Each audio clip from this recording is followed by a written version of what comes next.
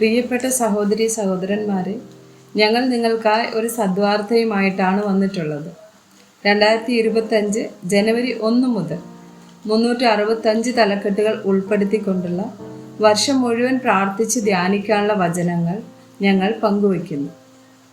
എല്ലാ ദിവസവും ഞങ്ങൾ ഒരു തലക്കെട്ടും അതുമായി ബന്ധപ്പെട്ട വചനങ്ങളും അയച്ചു തരുന്നതായിരിക്കും. വചനങ്ങൾ കേട്ട് ധ്യാനിച്ച് അനുഗ്രഹം പ്രാപിക്കാൻ ഞാൻ നിങ്ങളെ പ്രോത്സാഹിപ്പിക്കുകയാണ്. ദയവായി സബ്സ്ക്രൈബ് ചെയ്യുകയും നിങ്ങളുടെ കൂട്ടുകാരുമായി പങ്കുവയ്ക്കുകയും ചെയ്യുക. നന്ദി.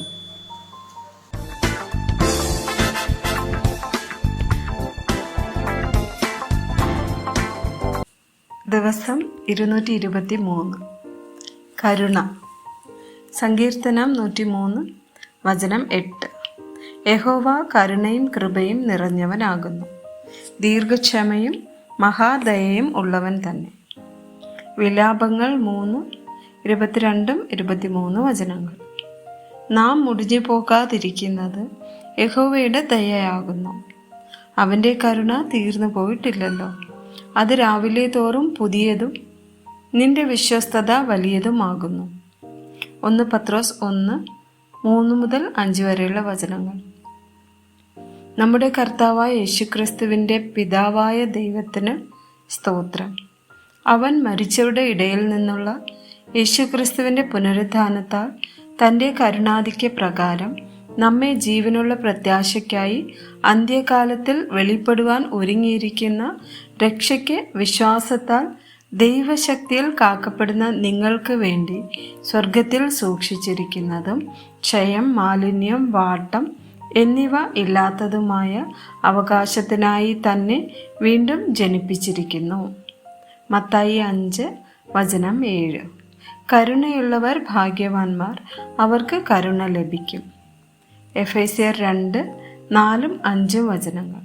കരുണാസമ്പന്നനായ ദൈവമോ നമ്മെ സ്നേഹിച്ച മഹാസ്നേഹം നിമിത്തം അതിക്രമങ്ങളാൽ മരിച്ചവരായിരുന്ന നമ്മെ ക്രിസ്തുവിനോട് കൂടെ ജീവിപ്പിക്കുകയും കൃപയാലത്രേ നിങ്ങൾ രക്ഷിക്കപ്പെട്ടിരിക്കുന്നു.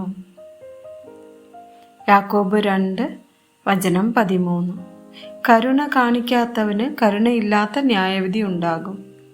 കരുണ ന്യായവിധിയെ ജയിച്ച് പ്രശംസിക്കുന്നു. മീഖ 6 വചനം 8. മനുഷ്യ, നല്ലത് എന്തെന്ന് അവൻ നിനക്ക് കാണിച്ചു തന്നിരിക്കുന്നു.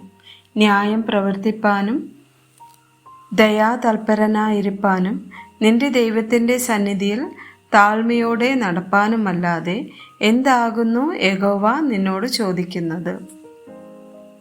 എബ്രായർ 4 വചനം 16.